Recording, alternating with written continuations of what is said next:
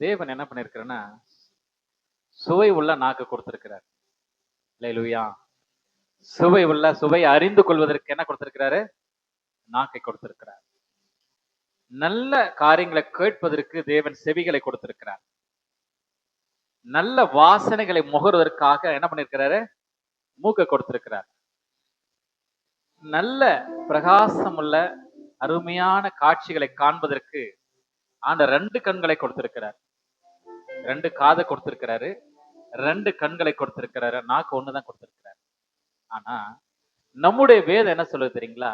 இரு நாக்குன்னு சொல்லப்பட்டிருக்கு, இரு மனன்னு சொல்லப்பட்டிருக்கிறது. நமக்கு ஒரே இருதயம் தான் கொடுத்திருக்கிறார்.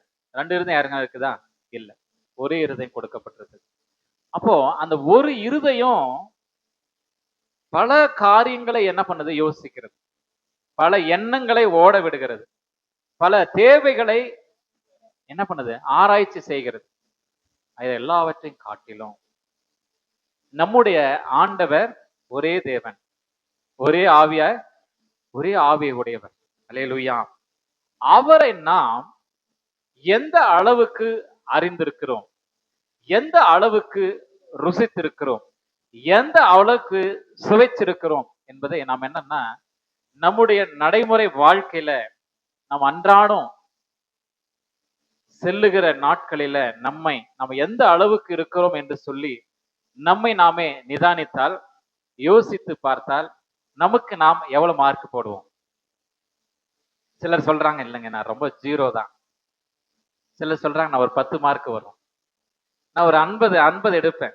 இல்ல நான் பாஸ் தான் பண்ணுவேன், ஒரு 35 தான் எடுப்பேன் அப்படின்னு தான் சொல்றாங்க. நான் யாரும் 100% யாருமே சொல்லல. அப்ப பூரணம் ஆனா நமக்கு இந்த பூமியில என்ன இல்லைங்க? இடமே கிடையாது. பூரணம் ஒண்ணு ஆயிடுச்சுன்னு ஆண்டவர் எடுத்துக்கிறார். உனக்கு அங்க வேலை இல்லை பூமியிலன்னு சொல்லிட்டு ஆண்டவர் எடுத்துக்கிறார்.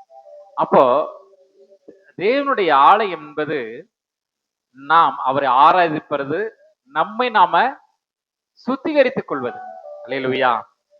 சில நேரத்துல நமக்கு எல்லாமே தெரியும் அப்படின்னு நினைக்கிறது மிகப்பெரிய முட்டாள். நமக்கு எல்லாம் தெரியும் நினைக்கிறேன் பாத்தீங்களா? அது என்ன தெரியுங்களா? பெருமை. நமக்கே தெரியாது, நமக்கு எல்லாம் தெரியும் நம்ம நினைச்சுக்கிறோம் பாத்தீங்களா? அதுவே பெருமை தான். நான் தாழ்மையா இருக்கும்போது நினைச்சுக்கலாம், கிடையாது. ஐயோ நான் பேசாம இருக்கிறேன், அமைதியா இருக்கிறேன், அதனால நீங்க ஞானின்னு சொல்லிட முடியாது. பேசாம இருந்தாலும் மூடனும் ஞானவான் எண்ணப்படுவான். ஆனா தேவனுடைய பார்வையில் என்ன தெரியுங்களா? கர்த்தருக்கு பயப்படுதலே ஞானத்தின் ஆரம்பம். நான் கர்த்தருக்கு பயப்படணும், இது ஆண்டவருக்கு பிடிக்காது, இது ஆண்டவர் நான் செய்ய விருப்பப்பட மாட்டார். அப்ப ஆண்டவரை நான் எந்த அளவுக்கு அறிந்திருக்கிறேன்? நான் உங்களுக்கு பார்த்து கேட்டேன், எந்த அளவுக்கு நீ ஆண்டவரை அறிந்திருக்கிறீங்கன்னு கேட்டேன். எந்த அளவுக்கு? எங்க அப்பாவை பத்தி நான் கேட்டேன், எங்க அப்பாவை பத்தி நான் எந்த அளவுக்கு அறிஞ்சேன்னா தெரிஞ்சுக்குவேன். எங்க அம்மாவை பத்தி கேட்டேன், என் நண்பன், என்னுடைய உறவினர், என்னுடைய கூட பிறந்த சகோதரனை பத்தி கேட்டீங்கன்னா சொல்லிடுவேன். ஆண்டவர் பத்தி கேட்டுட்டீங்களே, நான் எப்படி சொல்றது? எனக்கு ஆண்டவர் தெரியும், அவர் நல்லவர் எனக்கு தெரியும். ஆனா நான் எந்த அளவுக்கு ருசிச்சிருக்கிறேன்? இன்னைக்கு தியான வசனம் சங்கீதம் 34ஆம் அதிகாரம் 8வது வசனம். கர்த்தர் நல்லவர் என்பதை ருசித்து பாருங்கள், அவர் மேல் நம்பிக்கையா இருக்கிற மனுஷன் பாக்கியவான். அல்லேலூயா. இது என்னதுங்க? இது என்னது? கை. எந்த கைங்க? வலது கை. இது என்னது? இது கை தானே. இது இடது கை, இது வலது கை. இதை நம்ம அறிஞ்சிருக்கிறோம், நல்லா அறிஞ்சிருக்கிறோம். அப்போ ஆண்டவரை நான் எந்த அளவுக்கு அறிந்திருக்கிறேன், எந்த அளவுக்கு ருசிச்சிருக்கிறேன், எந்த அளவுக்கு ஆண்டவரை நான் ருசி பார்த்திருக்கிறேன்? இப்போ புளியங்க பழம் இருக்குல்ல, புளியம் பழம், அது எப்படி இருக்கும்? மாங்க, ஐயோ பயங்கரம். ஊருக்கு என்ன பண்ணும்? சொன்னவனே ஊறுது நாக்குல. தேன் என்ன பண்ண? தேன் இனியதா? இனிப்பு. அது திகட்டுமே திகட்டாதா? திகட்டும். ரொம்ப உங்களால சாப்பிட முடியாது. தேனை நம்ம என்ன பண்ணணும்? நக்கி தான் சாப்பிடணும். ஊத்தனை குடிக்க முடியுமா? குடிச்சா என்ன ஆகும்? புற ஏறிடும். இதெல்லாம் தெரித்தானே, இதெல்லாம் அறிஞ்சிருக்கிறீங்க. அப்போ ஆண்டவர் கர்த்தர் நல்லவர் என்பதை நீங்க ருசிச்சிருக்கிறீங்களா? ருசிச்சிருக்க மாட்டோம், ஒரு அலைய சொல்லுங்க பார்க்கலாம். அல்லேலூயா. ஏன்னா கர்த்தர் எல்லாருடைய வாழ்க்கையிலும் நன்மை செய்திருக்கிறார். அவர் ஒருபோதும் தீமை செய்கிறவர் அல்ல. அல்லேலூயா. அவர் ஒருபோதும் தீமையே பார்க்காத சுத்த கண்ண அவர் நமக்கு தீமையே செய்ய மாட்டார். ஏங்க, அதாவது அவர் என்ன சொல்றாருன்னா, பொல்லாதவர்களாகிய நீங்கள் உங்கள் பிள்ளைகளுக்கு நல்ல ஈவுகளை கொடுக்க அறிந்திருக்கிற போது பரலோகத்தில் இருக்கிற உங்கள் பிதாவானவர் அதை விட அதிகமாய் கொடுப்பது அதிக நிச்சயம் அல்லவா? ஏங்க, அவர் நம்ம படைச்சவர், அவர் நம்ம படைச்சவரு. பொல்லாதவர்களாகி நீங்க உங்க பிள்ளைகளுக்கு நல்ல ஈவுகளை கொடுக்கும் போது, என் பிள்ளையா என்ன உங்க பேர் நீங்க போட்டுங்க, உங்களுக்கு கொடுப்பது அவர் கொடுக்க மாட்டாரா? அதிகமா கொடுப்பார். அல்லேலூயா. நம்முடைய கரத்து எவ்வளவு பெருசு இருக்குன்னு நினைக்கிறீங்க? நம்ம உண்டாக்கினவர் கரம் எவ்வளவு பெருசு இருக்கும்? யோசிச்சு பாத்தீங்களா? என்னைக்காச்சும் உங்களால ஏன் ஆண்டவரே நீங்களுக்கு கொடுத்தாலும் கொடுக்க விட்டாலும் ஸ்தோத்திரம் சொல்லி பாருங்க. அல்லேலூயா. இல்ல இல்ல, நான் கொடுக்கணும், ஆண்டு எடுத்து வாங்கிக்கொள்ளணும். யாக்கோப்பை போல நீ கொடுத்தால் ஒழிய நான் என்ன பண்ண முடியும், உங்களை விட மாட்டேன். அதுவும் அதுவும் என்னதான்? விசுவாசம் தான். அதுவும் விசுவாசம் தான். அப்ப விசுவாசத்தினுடைய முதிர்ச்சின்னு ஒண்ணு இருக்கு. அது என்ன பண்ணா சகலத்தையும் தாங்குமா, சகலத்தையும் சகிக்கும், சகலத்தையும் நம்பும். அது என்ன பண்ணும்? அநியாயத்துல சந்தோஷப்படாது, சத்தியத்துல சந்தோஷப்படும். ஆண்டவர் எனக்கு இதுதான் கொடுத்திருக்கிறார். அல்லேலூயா.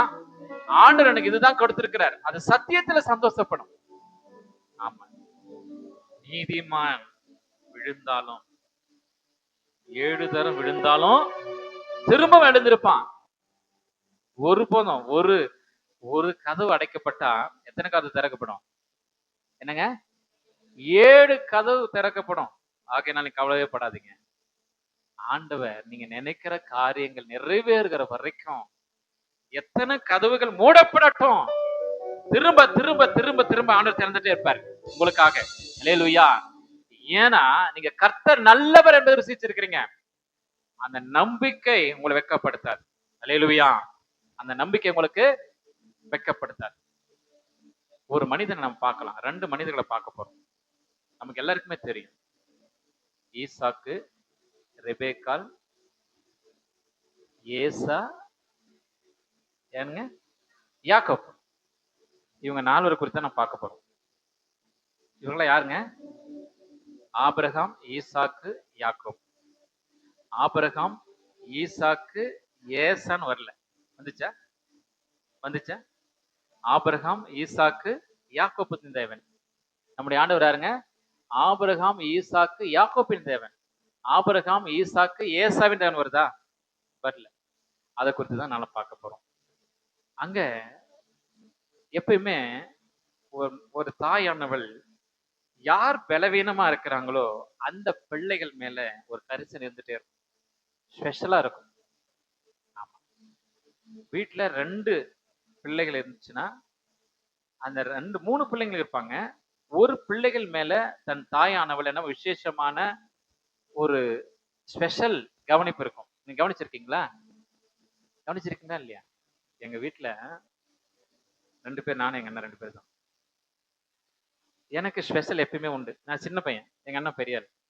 ஆனா என்னை விட அதிகமா சாப்பிட்டவர் அவர் தான். எங்க அப்பா அம்மா கிட்ட என்னை விட அதிகமா ஆசீர்வாதத்தை சாப்பிட்டவர் அவர் தான். நான் சொல்றது ஏன்னா எனக்கு முந்தினோன்றதுனால என்ன பண்ண அதிகமா காரியங்களை செய்வாங்க அவங்களுக்கு. ஆனா இருந்தாலும் எங்க அப்பா என்ன பண்ணுவாருங்களா, என்ன ஸ்பெஷலா கவனிப்பார். சாப்பிடும் போது என்ன பண்ணுவாருன்னா, நம்ம நம்ம என்ன நம்ம வீட்டுல என்ன ஸ்பெஷலா இருக்கும். நான் சொல்றதெல்லாம் ஒரு 40-50 வருஷ காலத்துக்கு முன்பாக.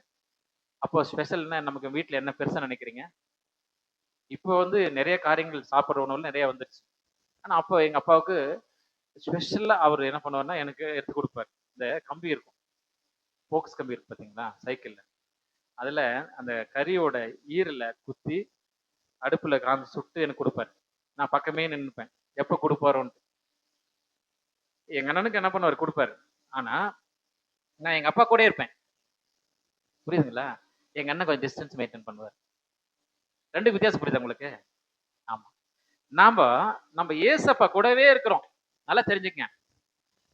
ஆனா ஏசப்பா கூட யார் அதிகமா நெருங்கி இருக்கிறீங்களோ, நான் ஏன் உங்களுக்கு ஒப்பிட்டு காமிக்கிறேன் புரியுதுங்களா? அப்போ அவர்களுக்கு தேவன் விசேஷமான ஆசீர்வாதத்தை கொடுக்கிறார். அல்லேலூயா! விசேஷ விதமான ஆசீர்வாதத்தை கொடுக்கிறார். இந்த ரகசியத்தை நீங்க கண்டுபிடிச்சுக்கணும் நீங்க. கர்த்தர் நல்லவர் என்று விசுவசிச்சிருக்கீங்க, இல்லன்னு சொல்லல. ஆனா இந்த ரகசியத்த நீங்க கெட்டியா நீங்க புடிச்சுக்கிட்டு வருகிற நாட்கள்ல நீங்க ஆண்டவரோடு கூட அப்பா நீங்க நீங்க பேசுறத ஜெபத்தின் மூலமா ஆண்டவர் கூட நீங்க பேசுறத ஆண்டவர் கேட்பார். ஆண்டவர் பேசுறத நீங்க கேட்கணும்னா வேதத்தை வாசிக்கணும். அல்லேலூயா! நீங்க வேதத்தை வாசிக்கணும். வேதத்தை வாசிக்கிற போது ஆண்டவர் கூட பேசுவார். அல்லேலூயா! இப்ப ஆண்டவர் பேசுகிற காரியங்கள நீங்க அதிக கவனத்தை செலுத்தணும்னா ஒரே ஒரு விஷயம் தான். நான் இப்ப சொன்னேன் பாத்தீங்களா? எங்க அப்பாவ என் மேல விசேஷ கவனம் வைப்பதற்கு நான் அவர் கூடயே இருப்பேன். அவர் வந்தா எங்க போனாலும் அவர் கூடயே போவேன். எங்க போனாலும். சில நேரத்துல இது ஒரு பழமொழி சொல்லுவாங்க. இவன் பாரு பூனைக்குட்டி மேல கூடயே சுத்திட்டு இருக்கிறான். பூனைக்குட்டி பார்த்திருக்கீங்களா? எங்க போனாலும் அப்படியே சுத்திட்டே இருக்கும். தாய் குட்டி கூடயே சுத்திட்டு இருக்கும். அதே போலதான் நமக்கு பிரதான தகப்பன் இருக்கிறார். இயேசு கிறிஸ்து. அவரே நான் கூடவே இருக்க வச்சுக்கணும். நம்ம கூட அவர் கூட நம்ம இருந்துக்கணும். அப்படின்னா என்ன செய்யணும் தெரியுங்களா? இந்த வேதத்தை வாசிச்சே இருங்க. வாசிச்சே இருங்க. ஏன்னா இப்ப அதிகமா உங்களுக்கு நீங்க வேதத்தை வாசிப்பதற்கு நிறைய நிறைய டெக்னாலஜி எல்லாம் வந்துருச்சு. புரியுதுங்களா? உங்களால எந்த டிஸ்டர்பன்ஸ் இல்லாம நீங்க கேட்கணும்னா ப்ளூடூத்ல ஆடியோ பைபிள் இருக்கு. செல் நீங்க ஆன் பண்ணா ஆடியோ பைபிள் வரும். எந்த அதிகாரத்துல இருந்து எந்த வசனம் வரைக்கும் நீங்க கேட்கணும், கேட்டுக்கலாம். அது என்ன பண்ணும்? அந்த கேட்க கேட்க கேட்க தான் உங்களுக்கு விசுவாசம் பெருகும். அப்ப ஆண்டோட கூட நம்ம என்ன பண்ணுவோம்? எங்கேயோ இருந்த நமக்கு ஆண்டோட ஆசீர்வாதத்தை பிடிச்சிக்கும். அல்லேலூயா! நான் சொன்னேன், வீட்டுல 2 பிள்ளைங்க இருந்தா, ஒரு பிள்ளைங்க மேல ஒரு தாயாகட்டும், தகப்பனாகட்டும் விசேஷத்த ஸ்பெஷல் கவனம் இருக்கும். ஸ்பெஷல் கவனம் இருக்கு. ஆனா ஆண்டவர் நம்மை நம்ம மேல விசேஷத்து கவனத்தை வச்சிருக்கிறார். நல்ல கவனிங்க. ஏன் தெரியுங்களா? யூதர்கள் இயேசு கிறிஸ்துவ அரண்மனையில பிறப்பான்னு என்ன பண்ணாங்க? எதிர்பார்த்தாங்க. ராஜா எங்க பிறப்பாரு? அரண்மனையில பிறப்பார். அவங்க என்ன பண்ணாங்க? அவங்க ஏட்டு சுரக்காவா இருந்தாங்க. ஏட்டு சுரக்கா. ஆமா. ஆனா இயேசு கிறிஸ்து நமக்கு அந்த மாட்டு தொழுவத்துல பிறந்த அந்த இயேசு கிறிஸ்து நமக்காக வந்தார். அல்லேலூயா! நல்லா புரிஞ்சுங்க. நான் உங்களை அந்த அந்த கொடுக்குற அந்த சாராம்சத்தை நீங்க நல்ல அருமையா கொஞ்சம் நீங்க இறங்கி காது கொடுத்தீங்கன்னா, இயேசு கிறிஸ்து யூதர்களுக்கு ரட்சிப்பு கிடைக்கணும். நல்லா தெரிஞ்சுங்க. யூதர்களுக்கு கிடைக்க வேண்டியது ரட்சிப்பு. புற ஜாதியா இருந்த நமக்கு ஸ்பெஷல் கவனிப்பு. அல்லேலூயா! இல்ல கை தட்டுங்களேன். அப்போ ஆண்டவர் நமக்கு கொடுத்திருக்கிறாருங்க. புரியுதுங்களா? ஸ்பெஷல் கவனிப்பு யாருக்குங்க? ஒரு வழியோரம் போயிருந்தா பாருங்க நமக்கு. ஆனா அழைப்புக்கு இன்விடேஷன் கொடுத்தவங்க வரல. இன்வைட் பண்ணிருக்காங்க இல்லையா? இன்விடேஷன் கொடுத்து திருமண அழைப்புதல் கொடுத்தவங்க அழைப்புக்கு வரல. வழியோரமா அந்த வழியா அந்த மண்டபத்து வழியா நம்ம போனோம் பாத்தீங்களா? நமக்கு ஆசீர்வாதம். அல்லேலூயா! நமக்கு அந்த ரட்சிப்பு. அப்போ நான் சொன்ன ரெபேக்காள், ஈசாக்கு, ஏசா, யாக்கோப்பு இது குறித்து நான் பார்க்க போறோம். உங்களுக்கு எல்லாருமே தெரியும் யாக்கோப்பு யாருன்னா. யாக்கோப்புனா யாருங்க? யாரு? என்னங்க? பித்தலாட்டுக்காரனா? ஏமாற்றுக்காரனா? சரி, அது குறித்து நம்ம பார்க்க போறோம். அதாவது ஆதியாகமம் ஆதியாகமம்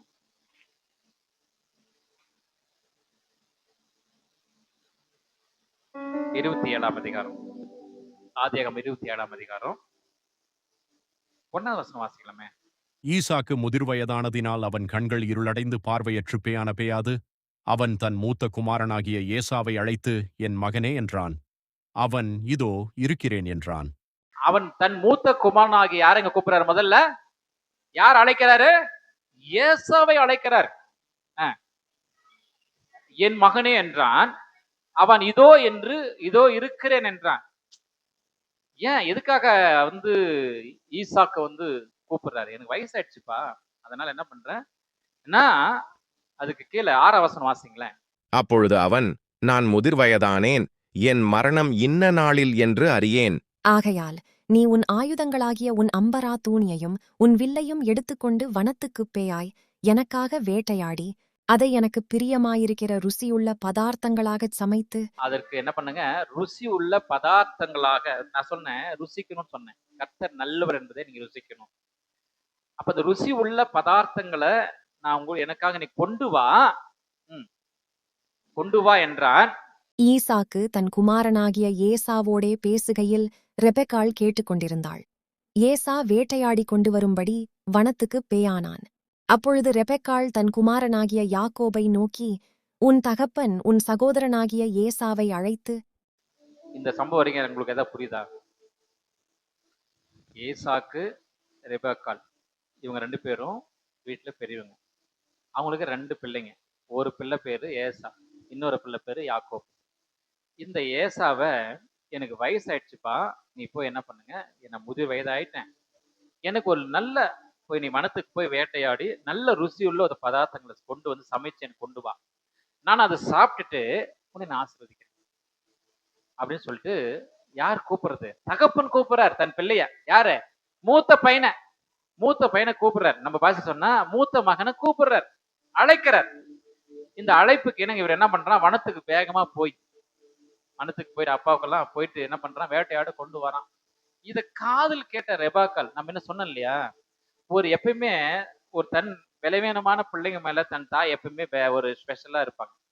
அவன் என்னங்க பண்ணுவான், அவனுக்கு ஒண்ணுமே தெரியாது, அவன் எப்படி வேணாலும் பொழைச்சிக்குவான், அவன் எப்படி வேணாலும் படிச்சுக்குவான், அவன் என்ன பண்ணுவான் அப்படின்னு சொல்லிட்டு தான் தன் தாய் என்ன பண்ணுவாங்க, இன்னொரு மகன் மேல ஒரு அந்த ஒரு கரிசனன்னு கூட சொல்லலாம், அந்த தாங்கி பிடிக்கக்கூடிய ஒரு தாய் உள்ளம். அந்த தாய் உள்ளத்தை என்ன பண்ணுதுன்னா, டே டே வாடாங்க அப்படின்னு சொல்லிட்டு யாக்கோப்பை கூப்பிடுவாங்க. இது மாதிரி வந்து உங்க அப்பா அது மாதிரி சொன்னார். அதை நான் போய் கேட்டேன். இது மாதிரி போய் அவனை அழைச்சிட்டு வரது சொல்லி போய் கேட்டாங்க. நான் ஒரு ஐடியா சொல்றேன். நான் ஒரு ஐடியா சொல்றேன். நம்ம வீட்டுல இருக்கிற அந்த மாட்டு தொழுத்துல போயிட்டு ஒரு நல்ல கன்று குட்டியை பிடிச்சி நல்ல வெட்டி என்ன பண்ணு, கொண்டு நான் சமைச்சு கொடுக்குறேன், நீ என்ன பண்ணு, கொண்டு போய் நீ உன் தகப்பனத்தில் கொடுத்து ஆசீர்வாதத்தை வாங்கிப்பான் அப்படின்னு சொல்லி தாய் என்ன பண்றான், ஒரு தாய் உள்ளத்தோடு எப்படியாச்சும் இந்த மகனை தூக்கி விட்டுறலாமே அப்படின்னு சொல்லிட்டு தாய் என்ன பண்றாங்க, இவனை கூப்பிட்டு அவனை ஆசீர்வாதம் பண்ணுமான்னு சொல்லிட்டு ஒரு ஆலோசனை கொடுக்குறாங்க. பித்தலாட்டம். அது நான் பித்தலாட்டம் சொல்லிட முடியாதுங்க. ஒரு தாய் உள்ளம் அந்த அந்த என்ன சொல்றதுன்னா, அதுதான் அதான் தாய். என்னதான் பண்ணாலும் தன் பிள்ளை எவ்வளவுப்பட்ட முரடனா இருந்தாலும் குருடனா இருந்தாலும் பலவீனமா இருந்தாலும் அவனை தாங்கி பிடிக்க வேண்டும் என்று அந்த இயற்கையாவே நீங்க சொல்லி அடிக்கடி சொல்லுங்க, அந்த தாய் உள்ளத்தோடு அந்த அதுதான், அதுக்கு இணையா எதுவுமே கிடையாது. அது தாய்க்கு மட்டும்தான் தெரியும். ஒரு பிள்ளைய என்ன நினைப்பான், என்ன செய்வான், எதுக்கு அவனுக்கு வேணும், எப்ப அவனுக்கு கொடுக்கணும் அப்படின்னு சொல்லிட்டு அதுக்கு அவன் சொல்லுவான். யாக்கோபு சொல்லாமா, எனக்கு அவன் ரோபம் மிகுந்த ரோபம் உள்ளவனா இருக்கிறான், அவனுக்கு என்ன உடம்பு போறான் முடியாவே இருக்கும், நான் போய் அப்பா கண்களுக்கு முன்னாடி நிற்கும் போது எனக்கு கண்டுபிடிச்சிருவார் இல்லையா, அதுக்கு என்ன பண்ணுங்க, அப்படி என்ன பண்ணுதே தெரியலமா அப்படின்னு. அப்ப நீ என்ன பண்ணு, ஏசாவோட துணி எடுத்துக்கோ, ஆட்டு மயிர் தோல் போர்த்த உடைய நான் உனக்கு தரேன், போட்டுட்டு போ. இவன் அப்படியே கொண்டு போறான். கொண்டு போயிட்டு கொடுக்குறான். கொடுத்து எல்லாத்தையும் கொண்டு போயிட்டு ஏசா அந்த அவர் இடத்துல போயிட்டு கொடுக்குறான். இது என்னதான் ஏமாற்று வேலை தான். யாரு? யாக்கோப்பு ஏமாற்று வேலை தான், நல்லாவே தெரியுது. ஆனா தன் தகப்பன் என்ன பண்றாரு தெரியுங்களா, யாருப்பா நீ வந்திருக்கிற, யாக்கோப்பு இடத்துல கேட்கிறாரு. நான் ஏசா வந்துக்கிறேன்பா. நான் ஏன் வந்திருக்கிறேன், ஏசா வந்திருக்கேன், மூத்த பிள்ளை தான் வந்திருக்கிறேன். இல்லையே, இது அவன் குரல் மாரியே கிடையாது, இது யாக்கோப்புடைய குரல் மாரி இல்ல, இது யாக்கோப்புடைய குரல் மாரியே இருக்குது அப்படின்னு சொல்றாரு. ஏசாவோட குரல் இல்லையே அப்படின்னு தன் தகப்பன் சொல்றாரு. இதெல்லாம் கேட்டு இவன் ஆசீர்வாதத்தை பெற்றுக்கொள்றான் தகப்பனிடத்துல இருந்து. ஆசீர்வாதத்தை பெற்றுக்கொள்ளுகிறான். ஆனா அதை பெற்றுக்கொண்ட பிறகு, தன் தகப்பனிடத்துல பெற்று கொண்டு வந்த பிறகு அவன் அதை வாசிச்சலாமா? 26 வாசிங்க. அப்பொழுது அவன் தகப்பனாகிய ஈசாக்கு அவனை நோக்கி, என் மகனே, நீ கிட்ட வந்து என்னை முத்தஞ்செய் என்றான். அவன் கிட்ட பேயாய் அவனை முத்தஞ்செய்தான். அப்பொழுது அவனுடைய வஸ்திரங்களின் வாசனையை மோந்து, இதோ என் குமாரனுடைய வாசனை கர்த்தர் ஆசீர்வதித்த வயல்வெளியின் வாசனையை பேயால் இருக்கிறது. ஏன்னா ஏசா யாருங்க? வேட்டைக்காரன். அவன் எங்க வேலை செய்யறவன்? காட்டுல வேலை செய்யறவன். யாக்கோப்பு நிலத்துல. வித்தியாசம் புரியுதுங்களா? ரெண்டுமே வித்தியாசம் புரியுதுங்களா? ஆமா. தன் பிள்ளைக்கு என்ன செய்வான்னு யாருக்கு தெரியும்? தகப்பனுக்கு தெரியும். கீழே வாசிங்க. தேவன் உனக்கு வானத்துப் பனியையும் பூமியின் கொழுமையையும் கொடுத்து மிகுந்த தானியத்தையும் திராட்சரசத்தையும் தந்தருளுவாராக. நமக்கு பாசல சொன்ன பொண்ணும் வைரமும் வீடும் ஆஸ்தியும் பங்களாவும் கட்டி நீ என்ன பண்ணு, வாழ் போ அப்படி சொல்லி என்ன பண்ற, வாழ்த்துற தகப்பன். ஜனங்கள் உன்னை சேவிக்கவும் ஜாதிகள் உன்னை வணங்கவும் கடவர்கள். உன் சகோதரருக்கு எஜமானாயிருப்பாய். உன் தாயின் பிள்ளைகள் உன்னை வணங்குவார்கள். உன்னை சபிக்கிறவர்கள் சபிக்கப்பட்டவர்களும் உன்னை ஆசீர்வதிக்கிறவர்கள் ஆசீர்வதிக்கப்பட்டவர்களுமாயிருப்பார்கள் என்று சொல்லி அவனை ஆசீர்வதித்தான். ஈசாக்கு யாக்கோப்பை ஆசீர்வதித்து முடிந்த போது, இது முடிச்சாச்சு. ஆசீர்வாதம் பண்ணதுதான். உனக்கு நான் கார் கொடுக்கறேன்னா கொடுத்தாச்சு, அவ்வளவுதான். இருக்குது ஒரு காரு கொடுத்தாச்சு. எனக்கு அந்த கார் தான் வேணா ஆகாது. அப்பா கிட்ட போய் திரும்ப கேட்டா அப்பா என்ன பண்ணுவார்? இருந்து ஒரு காரை கொடுத்துட்டார். அப்போ உன்னை சபிக்கிறவர்களை நான் சபிப்பேன், உன்னை ஆசீர்வதிக்கிறவர்களை ஆசீர்வதிப்பேன். இதுதான் ஆண்டவர் கொடுக்கிற மிக பெரிதான வாக்கு தத்தம், ஆசீர்வாதம். தன் தகப்பன் என்ன பண்றாருன்னா அந்த ஆசீர்வாதத்தை அவனுக்கு கொடுத்து முடிச்ச உடனே ஈசா யார் வராருங்க? ஏசா வராரு. உள்ள வரும்போது அவன் எப்படிப்பட்ட பதார்த்தங்கள் எடுத்துட்டு வரான் பாருங்க. 30-31 வாசிங்க. ஈசாக்கு யாக்கோபை ஆசீர்வதித்து முடிந்தபையாது, யாக்கோபு தன் தகப்பனாகிய ஈசாக்கின் சமூகத்தை விட்டு புறப்பட்டவுடனே அவன் சகோதரனாகிய ஏசா வேட்டையாடி வந்து சேர்ந்தான். அவனும் ருசியுள்ள பதார்த்தங்களைச் சமைத்து தன் தகப்பனண்டைக்குக் கொண்டு வந்து தகப்பனை நோக்கி, உம்முடைய ஆத்துமா என்னை ஆசீர்வதிக்கும்படி என் தகப்பனார் எழுந்திருந்து உம்முடைய குமாரனாகிய நான் வேட்டையாடிக் கொண்டு வந்ததை புசிப்பாராக என்றான். அப்பொழுது அவன் தகப்பனாகிய ஈசாக்கு, நீ யார் என்றான். அதற்கு அவன், நான் உமது மூத்த மகனாகிய ஏசா என்றான். அப்பொழுது ஈசாக்கு மிகவும் பிரமித்து நடுங்கி, வேட்டையாடி எனக்கு கொண்டு வந்தானே, அவன் யார்? நீ வருமுன்னே அவை எல்லாவற்றிலும் நான் புசித்து அவனை ஆசீர்வதித்தேனே, அவன் ஆசீர்வதிக்கப்பட்டவனாகவும் இருப்பான் என்றான். இதுதான் தகப்பன். இதுல என்ன விஷயம் புரியுதுன்னா, ஏசா அவன் உண்மையுமா என்ன பண்ணா இருந்தான். ஏசா தன் காலங்களில தன்னுடைய தகப்பனிடத்துல அவர் தான் கூப்பிடுறார். அழைப்பு என்ன பண்றாரு? கூப்பிடுறார். அழைப்புக்கு இணங்க அவன் என்ன பண்றான்? போறான், சமைச்சு கொண்டு வரான். ஆனா அந்த ஆசீர்வாதத்தை என்ன பண்ண முடியல, அவனால பெற முடியல. ஆனாலும் அந்த தகப்பன் 2 பேரையும் ஆசீர்வதிக்கணும் இல்லையா? கீழே வாசிப்போம். ஏசா தன் தகப்பனுடைய வார்த்தைகளை கேட்ட உடனே மிகவும் மனக்கசந்து உரத்த சத்தமிட்டு அலறி தன் தகப்பனை நோக்கி, என் தகப்பனே என்னையும் ஆசீர்வதியும் என்று கதறுகிறான். எப்படி இருந்திருக்க அந்த சூழ்நிலை யோசனை பண்ணி பாருங்க. போய் கஷ்டப்பட்டு வேட்டையாடி கொண்டு வந்து சமைத்து தகப்பனிடத்துல கொண்டு போய் கொடுவோம். அவனோட உள்ள எப்படி இருந்திருக்கும்? இன்னைக்கு ஆசீர்வாதத்தை ஆண்ட நம்ம தகப்பனிடத்துல வாங்கி போறோம், ரொம்ப சந்தோஷத்தோட வந்திருப்பான். ஆனா வந்து பார்த்தா எல்லாம் என்ன பண்ணது? 0 ஆயிடுது. ஆனாலும் கீழே வாசி 36. அப்பொழுது அவன் பெயர் யாக்கோபு எண்ணப்படுவது சரியல்லவா? இதோடே 2 தரம் என்னை மோசம்பையாக்கினான். என் சேஷ்ட புத்திரபாகத்தை எடுத்துக்கொண்டான். இதோ இப்பொழுது என் ஆசீர்வாதத்தையும் வாங்கிக் கொண்டான் என்று சொல்லி, நீர் எனக்கு ஒரு ஆசீர்வாதத்தையாகிலும் வைத்து வைக்கவில்லையா என்றான். ஈசாக்கு பாருங்க. ஈசாக்கு யாசாவுக்கு பிரதியுத்தரமாக, இதோ நான் அவனை உனக்கு எஜமானாக வைத்தேன், அவன் சகோதரர் எல்லாரையும் அவனுக்கு ஊழியக்காரராக கொடுத்து அவனை தானியத்தினாலும் திராட்சரசத்தினாலும் ஆதரித்தேன். இப்பொழுது என் மகனே, நான் உனக்கு என்ன செய்வேன் என்றான். ஆமா, எல்லாத்தையும் கொடுத்தாச்சேப்பா, உனக்கு நான் என்ன பண்ணிட்டோம்? ஆனாலும் ஒட்டப்பாடல. ஏசா என்ன பண்ணல? ஒட்டப்பாடல கேட்கிறான். ஏசா தன் தகப்பனை நோக்கி, என் தகப்பனே, இந்த ஒரே ஒரு ஆசீர்வாதம் மாத்திரம் உம்மிடத்தில் உண்டு, என் தகப்பனே என்னையும் ஆசீர்வதியும் என்று சொல்லி ஏசா சத்தமிட்டு அழுதான். அப்பொழுது அவன் தகப்பனாகிய ஈசாக்கு அவனுக்கு பிரதியுத்தரமாக, உன் வாசஸ்தலம் பூமி சாரத்தோடும் உயர வானத்திலிருந்து இறங்கும் பனியோடும் இருக்கும். உன் பட்டயத்தினாலே நீ பிழைத்து உன் சகோதரனை சேவிப்பாய். நீ மேற்கொள்ளும் காலம் வரும்போதோ உன் கழுத்தில் இருக்கிற அவனை நுகத்தடியை முறித்து போடுவாய் என்றான். இது நடந்தது. புரியுதுங்களா? அவனைதான் நீ சேவிப்ப, அவனைதான் நீ சேவிப்ப அப்படின்னு சொல்லிட்டு அவனுடைய கடைசியில உன் மேல இருக்கிற நுகத்தடிய எடுத்து போடுகிற நேரம் வந்துச்சு. எடுத்து போட்ட தேவன் என்ன பண்ணார்னா, அநேக வெகுமதிகளை யாக்கோபை கொண்டு வரான். ஏசாவை பார்க்க முன்பாக அவரோட ஊழியக்காரெல்லாம் அனுப்புறான். ஒன்றாக மீண்டும் அவர்கள் என்ன பண்றாங்க? சமாதானமாகிறார்கள். அல்லேலூயா. நம்முடைய ஆண்டவர் யாருங்க? சமாதானத்தின் தேவன். அப்ப கர்த்தர் நல்லவர் என்பதை ருசித்து பாருங்கள். அவர் மேல் நம்பிக்கை இருக்கிற மனுஷன் பாக்கியவான். இதுல ஒரு விஷயம் நமக்கு இருக்கு. இதுக்கும் கிறிஸ்துவுக்கும் என்ன சம்பந்தம் இருக்கு? இதுக்கும் கிறிஸ்துவுக்கும் சம்பந்தம் இருக்குது. அல்லேலூயா, அல்லேலூயா. நம்ம யாரா இருந்தோம்? அந்நியரா இருந்தோம், அந்நியரா இருந்தோம், புறஜாதிகளா இருந்தோம், ஒதுக்கப்பட்டவர்களா இருந்தோம். ஆனா இயேசு கிறிஸ்துனுடைய அந்த அங்கிய அந்த சுபாவத்தை தரித்து கொண்டிருக்கிறோம். அல்லேலூயா. அப்போ அந்த ஏசாவுடைய துணி என்ன பண்ணுது?